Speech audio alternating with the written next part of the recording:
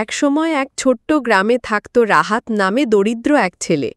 প্রতিদিন সে নদীতে গিয়ে মাছ ধরত, তারপর সেই মাছ বিক্রি করে সংসার চালাত। রাহাত চিন্তিত। আজ যদি একটা বড় মাছ পাই তবে মায়ের জন্য ভালো খাবার আনতে পারব। একদিন হঠাৎ রাহাতের জালে ধরা পড়ল এক অদ্ভুত সোনালি মাছ।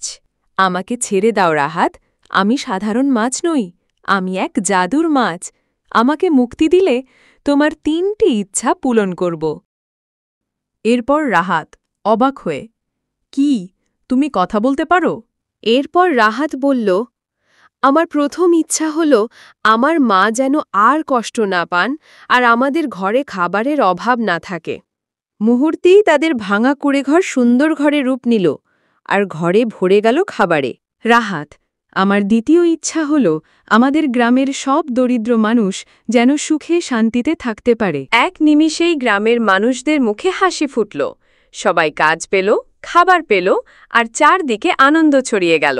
রাহাত, আমার শেষ ইচ্ছা হল তুমি যেন সবসময় এই নদীতে থাকতে পারো, যাতে ভবিষ্যতে কেউ কষ্টে পড়লে তুমি তাকে সাহায্য করতে পারো।